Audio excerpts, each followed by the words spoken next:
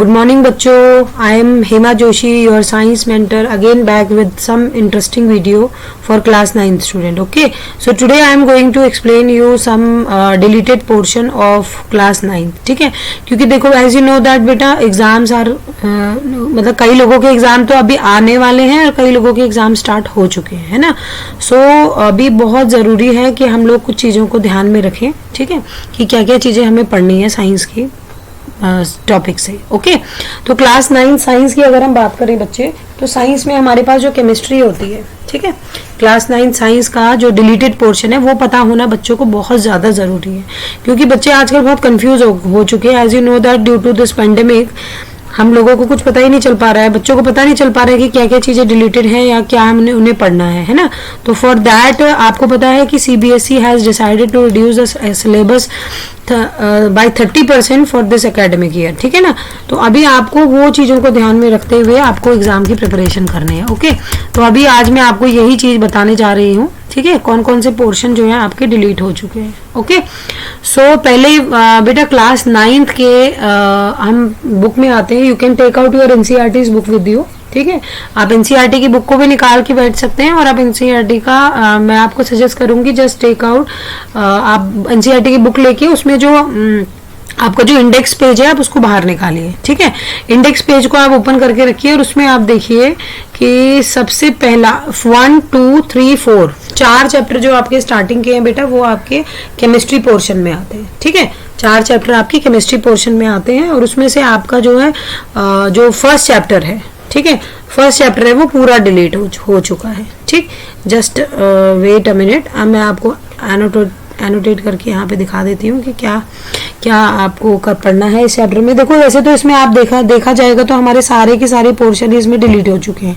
ठीक है, अगर हम इसकी बात करेंगे चैप्टर 1 की, ठीक है, तो चैप्टर 1 में आप देख सकते हैं कि डेफिनेशन ऑफ मैटर, ठीक है, सॉलिड, लिक्विड, गैस. मैंने आपको पहले भी बताया था इसके बारे में कि ये मैंने आपको टॉपिक्स इंपॉर्टेंट बताए थे पहले, बट एक्चुअली में पता चला कि ये सारे टॉपिक्स अभी डिलीटेड है. ठीक है, सारे टॉपिक्स डिलीटेड हैं.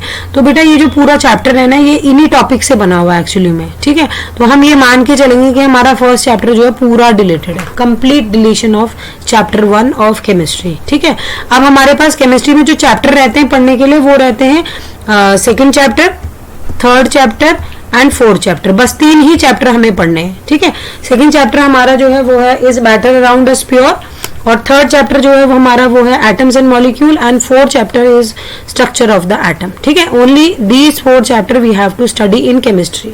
ओके, उसके बाद बेटा हम जाते हैं अपने बायो वाले पोर्शन पे. ठीक है, बायो वाले पोर्शन में आप लोगों को पता है बच्चे हमारे पास जो है टोटल जो है हमारे पास फंडामेंटल यूनिट ऑफ लाइफ जो आपका चैप्टर नंबर 5 है. मैं बच्चों से रिक्वेस्ट करूंगी please take out your NCERT's book with you. अपनी NCERT's बुक को खोल के रखो बेटा. ठीक है ना, और पेंसिल अपने हाथ पे रखो क्योंकि मैं साथ साथ आपको I am not discussing only the deleted portion, मैं आपको उसमें से भी बता रही हूँ. ठीक है ना, तो मैं बता चुकी हूँ केमिस्ट्री में जो आपके 4 चैप्टर हैं उसमें से first chapter is totally deleted. उसके बाद आपको सेकंड, थर्ड और फोर्थ में कोई कंसेशन नहीं है. You have to study the whole chapter. Okay, next हम जाते हैं बायो के पोर्शन में. बायो के पोर्शन में आपको मैं बता दूं तो हमारा फर्स्ट चैप्टर है the fundamental unit of life. 5th chapter of your NCERT book is in course. ठीक है, ये सारा आपको पढ़ना है. टिश्यूज आपको पढ़ना है. उसके बाद जो हम चैप्टर 7 आते हैं डाइवर्सिटी वाला चैप्टर. देखो आप देख रहे हो स्क्रीन पे डाइवर्सिटी वाले में जो पोर्शन, देखो बच्चे आपको तो पता चलेंगे नहीं है, जो भी मैं बताती जाऊंगी आपको ये रिलेटेड है क्योंकि आप लोगों ने तो ये पढ़ा ही नहीं है ये टॉपिक. ठीक है, तो मैं सीधा सीधा ये बोलूंगी कि आपका जो ये चैप्टर है डाइवर्सिटी इन लिविंग ऑर्गेनिज्म ये पूरा डिलीटेड है. पूरा चैप्टर डिलीटेड है, इसमें से आपको कुछ भी नहीं पढ़ना है. ठीक है, और उसके बाद हम जाते हैं, ये हमारा बायो का खत्म हो जाता है. बायो में हमारा the fundamental unit of life that is 5th chapter, 6th chapter, बस 5th और 6th चैप्टर ही हमको पढ़ना है.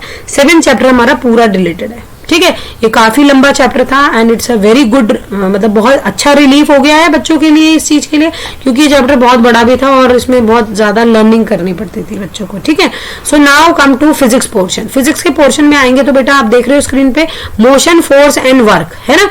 Motion, force and work actually में ये तीनों एक ही चैप्टर नहीं है. तो बच्चे इसीलिए तो कंफ्यूज होते हैं, उनको पता नहीं चल पाता है कि एक्चुअली में किसमें से क्या डिलीट हो रहा है. देखो ऊपर नाम दिया हुआ है मोशन, फोर्स एंड वर्क. ठीक है, बट एक्चुअली में ये तीन चैप्टर हैं, एक है लॉज ऑफ मोशन, एक है force and laws of motion, और दूसरा है वर्क एंड एनर्जी। ठीक है, तो मैं इसको देख के नहीं बोल रही, मैं आपकी जो सारे बच्चों के पास अवेलेबल है वो एनसीईआरटी की बुक को देख के बोल रही हूँ। जो हम पहला मोशन चैप्टर हम जाते हैं, ठीक है, जो हमारा मोशन चैप्टर है उसमें से तो मेरे को नहीं दिख रहा है कि कोई भी पोर्शन जो है डिलीट हुआ है। मैंने अपने साथ साथ में, मैं इसीलिए आपको बोल रही हूँ आप एनसीईआरटी की बुक को खोल के रखिए बेटा, ठीक है, क्योंकि मैं आपको बुक के पेजेस से भी आपको बता रही हूँ। मोशन चैप्टर में खुद खोल के बैठी हुई हूँ अपने साथ एनसीईआरटी की बुक आप लोगों को बताने के लिए। सो मोशन चैप्टर में से कुछ भी मुझे डिलीटेड पोर्शन नहीं इसमें मैच करता हुआ दिख रहा है। ठीक है, उन्होंने बस ऐसे नाम दे दिया है इसके ऊपर, मोशन चैप्टर में से कुछ भी डिलीटेड नहीं है। ठीक है, अब हम जाते हैं नेक्स्ट चैप्टर जो है हमारा force and laws of motion. ठीक है ना, force and laws of motion. Force and laws of motion से आपका जो है बच्चे इसमें जो मुझे दिख रहा है, अगेन मुझे कोई भी पोर्शन रिलेटेड नहीं दिख रहा है। ठीक है, सो मुझे लगता है कि इस वाले अकॉर्डिंग टू मी जो भी मैं स्टडी कर रही हूँ इसको देखते हुए मैं बता रही हूँ आपको कि इसमें से भी कोई पोर्शन रिलेटेड नहीं है। नाउ कम टू क्वेश्चन, आप आओ देखो 8 चैप्टर मैंने क्लियर कर दिया, कुछ भी रिलेटेड नहीं है। 9th में भी कुछ भी रिलेटेड नहीं है।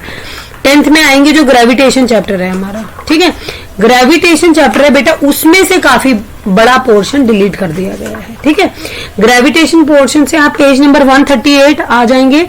यहाँ पे देखो लिखा हुआ है फ्लोटेशन। ठीक है, अब बच्चों कैसे समझ में आएगा फ्लोटेशन क्या है भाई? तो फ्लोटेशन के अंदर, फ्लोटेशन ना एक फिनोमिना होता है, उसके अंदर ये सारे पोर्शन है।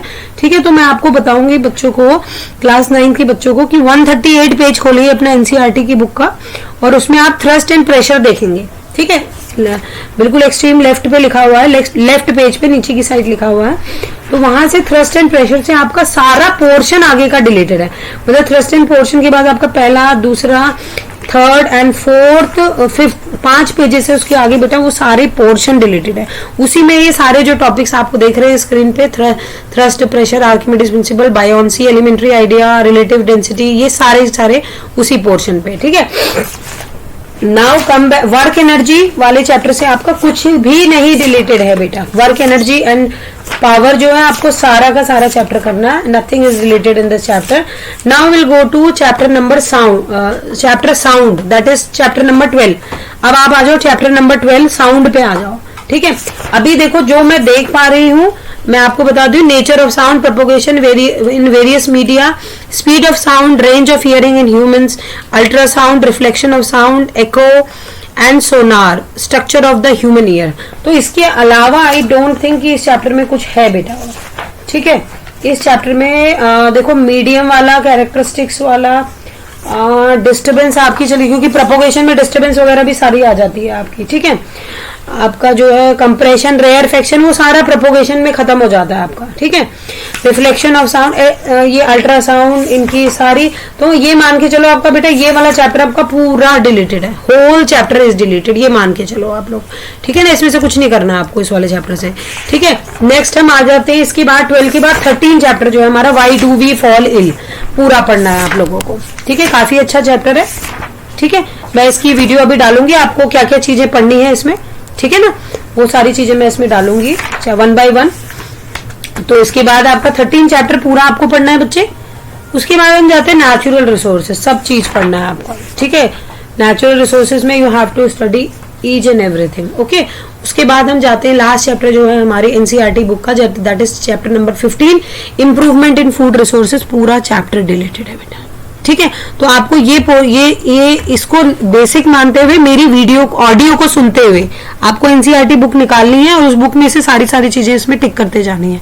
ठीक है, और वही चीजें बस आपको एग्जाम में पढ़नी है। ठीक है, अभी मेरे को आप ही लोग कमेंट करके बोलेंगे कि आप मैम वीडियोस डालो 1 by 1, चैप्टर्स की आपको इंपॉर्टेंट पॉइंट चाहिए, then I will upload more videos. Okay, thank you बेटा, good bye, take care and stay happy.